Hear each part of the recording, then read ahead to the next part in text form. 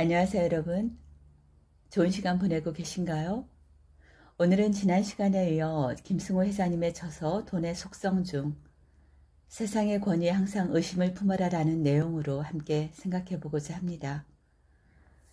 수천억 자산가로 알려졌으나 자신을 드러내는 데는 매우 신중하며 돈에 대한 자기만의 철학을 확실히 갖고 있는 듯해서 좋은 인상을 갖게 된 분입니다. 그의 책 내용 중 크게 공감했던 세상의 권위에 항상 의심을 품어라 라는 부분을 여러분께 소개해 드려 보고자 합니다. 나는 전문가들을 믿지 않는다.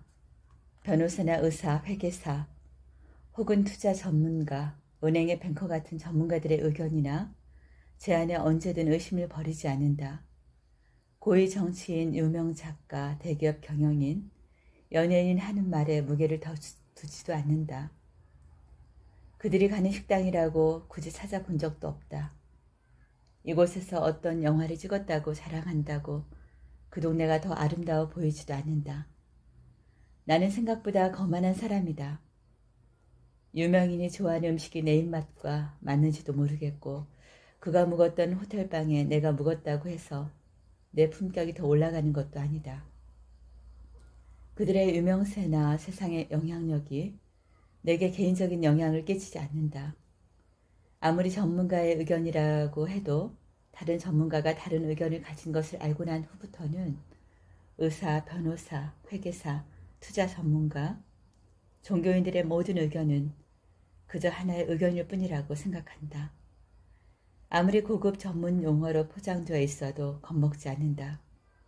결코 내가 그들보다 잘났다고 생각해서가 아니다. 그러나 내가 그들보다 못났다고 생각하지도 않는다. 이것은 상대적 비교가 아니기 때문이다. 아무리 위대한 정치인이나 유명한 연예인도 자기 밑은 자기가 닦을 것이다. 저명한 학자라도 그와 다른 의견을 가진 그만한 학자가 항상 있고 시간당 $1000를 받는 변호사라고 해도 그의 견해를 반박할 상대가 있으며 경력 많은 의사라도 그와 의견을 달리하는 동료가 많을 것이기에 나는 그 누구의 절대적 권위도 인정하지 않는다. 나는 나 스스로다. 나는 나 스스로 존재하는 사람이다. 나는 독립적 인격체다. 내가 스스로를 이렇게 존중하면 내 안에 나를 사랑하는 자존감이 생긴다. 이 자존감은 다른 사람을 존중하면서도 그 어떤 권위에도 무조건 굴복하지 않게 한다. 사랑하는 부모님도 존경하는 선생님도 신부님, 목사, 스님에게조차도 내 자유의지를 넘길 수 없다. 신에게라도 그것을 빼앗길 수 없다. 내가 하나님을 위해 존재하는 것이 아니라 나의 행복을 위해 신도 존재하기 때문이다. 당연히 투자에 있어 은행 직원, 증권사 직원, 투자 전문가, 선배 혹은 세계 최고 펀드 책임자, 은행장, 정부 고위관리, 그 누구의 의견도 당신을 대신해 의사결정을 할 수는 없다. 스스로 판단하고 공부하고 결정해야 한다. 투자 문제에 있어 사고팔 때와 전망과 상품을 묻는 것은 하수들의 행동이고 대답을 하는 사람도 하수다. 고수는 물어도 대답하지 않는다. 오직 모른다가 정답인데 오직 하수들이 모른다고 말하는 것이 부끄러워 말을 함부로 할 뿐이다. 투자도 공부도 경험이다. 부자가 되고 자본을 모으는 기술은 결국 공부와 경험에서 나온다. 그리고 이 모두를 혼자 스스로 해내야 한다. 남의 의견을 듣고 투자에 성공한 사람은 남의 의견을 듣고 망할 수밖에 없다. 스스로 거물이 되어 남이 당신을 자랑하게 만들어라. 세상의 권위를 존중하되 의심하는 태도를 끝나는 날까지 유지하기 바란다. 절대로 길들여지지 말고 스스로 규칙을 만드는 사람이 되길 바란다. 스스로 규칙을 만들다 보면 규칙이 사라지는 날이 올 것이다. 그날 비로소 당신은 혼자 스스로 서게 된 것이다. 어떠세요? 여러분은 세상의 권위에 의심을 품어본 적이 있으신지요? 우리나라는 유난히도 학력 프리미엄이 많은 나라라 박사도 많고 또 이곳저곳 모임에서는 감투를 씌워 충성을 이끌다 보니 회장도 대표도 너무도 흔합니다. 타이틀만 잘 활용하면 사회 곳곳에서 대우를 해주기도 하다 보니 욕심내서 필요 이상으로 시간과 노력, 비용을 들여 하나씩 확보를 해두기도 하죠. 그러다 보면 정말 그 분야 권위자인가, 정말 전문가일까 하는 의구심이 생기기도 합니다. 우리는 흔히 남을 의심하는 것은 좋지 않다고 하지만 또 조건 없이 그의 배경만 보고 믿는 것 또한 그리 좋은 것 같지는 않습니다. 요즘은 워낙 페이크, 가짜가 활발한 세상이기도 하니까요. 나의 경우는 박사라고 해도 자신의 분야에 대한 전문 지식은 물론 일반적인 논리도 전달력도 때론 상대방의 오중을 이해하는 이해력도 떨어진 경우를 많이 보았으며 학교를 다닌 적이 없어도 자기 분야에서 외길 인생 장인이나 전문가를 본 적이 많습니다. 저는 그런 분들을 정말 존경합니다. 가장 무서운 대상은 목에 칼이 들어와도 또 억만금을 줘도 그냥 내 일이 좋아 흔들림이 없는 사람. 그런 사람은 아무리 용을 쓴다 해도 못 따라잡을 고수라 생각하기에 저의 경우는 그런 분들이 넘사벽입니다. 1000가지를 한 번씩 다 해보는 기술을 가진 사람보다 한 가지를 1000번 하는 사람이 더 무서운 사람이라 생각하고 있으니까요. 나는 가끔 사회적으로 큰 감투를 쓴 사람 앞에서 자신을 한없이 낮추는 사람을 본 적이 있습니다.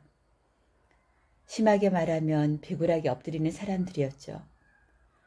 객관적 기준으로 사회가 부여한 지위가 높을 때, 때론 모임에서 밥을 자주 사거나 권력을 발휘하는 직업군의 사람일 때 그의 인간됨과는 무관하게 무조건 자신을 낮추는 사람을 보노라면 자기애가 없고 또 자존감이 낮아 보이는 것은 물론 한없이 안타깝고 또 안쓰럽기까지 했습니다. 물론 나 자신도 마음에 없는 언행을 할 때가 아예 없다고는 할 수 없으나 그런 경우 나보다 많이 연장자이거나 또 나 하나를 보고 친절이나 후원을 베풀어 도움을 받았을 때는 과하지 않은 범위에서 진심을 갖고 진정성 있게 하려 하지만 과하면 또 초라해 보이는 내 자신이 싫어서 늘 당당하게 그러나 예의에 벗어나지만 말자 합니다.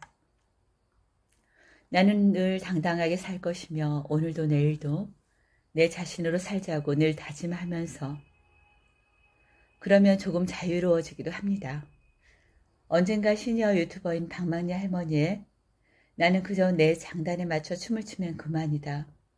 누군가 그 장단에 춤추고 싶은 사람은 모여들게 되어 있으니 관계에 있어서 애써 노력하지 말라고 했던 저는 이 말씀을 큰 교훈으로 삼고 있습니다.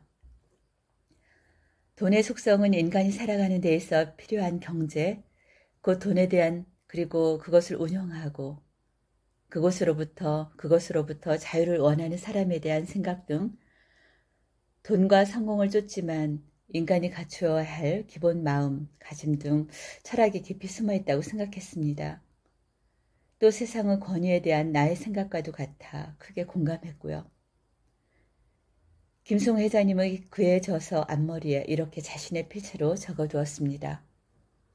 이 말이 평소 성공에 대한 나의 지론과도 같아 여러 번 반복해 읽어보고 또 마음에 새겼습니다. 성공으로 가는 위대한 비밀의 규칙은 없다.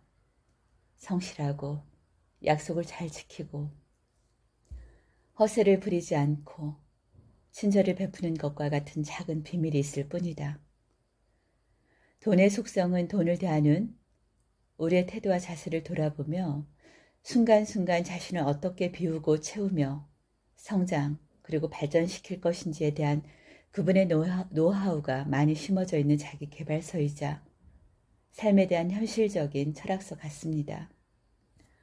지금 시대에는 넘을 수 없는 벽의 사람들이 너무도 많은데 지금 서 있는 자리, 진정 자신이 만든 자리인가 하는 물음을 갖고 겸손하게 임할 때 성공의 길에서 발을 헛딛지 않을까 합니다.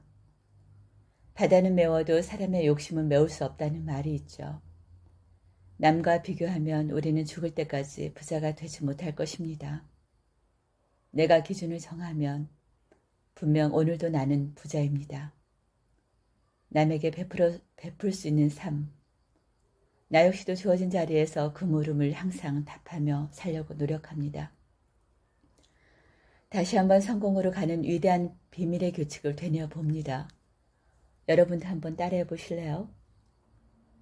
성실한 삶을 살고 약속을 잘 지키고 허세를 부리지 않으며 친절을 베푸는 것. 성실한 삶을 살고 약속을 잘 지키고 허세를 부리지 않으며 친절을 베푸는 것. 거기에 저는 부모님의 말씀을 늘 가슴에 새겨봅니다. 내게 없는 것을 욕심내지 말고 항상 주어진 것에 감사하는 마음을 가지라는 거죠. 감사하면 더 감사할 일을 만들어주신다는 말씀을 믿으며 그 말씀으로 우리 가족은 늘 모든 것에 절대 긍정, 또 무한 감사하는 마인드를 갖게 되었습니다. 오늘은 돈의 속성 중에서 세상의 권위에 항상 의심을 품어라라는 내용을 읽고 또 거기에 저의 생각을 넣어서 함께 여러분과 생각해보는 시간이 가졌습니다. 감사합니다.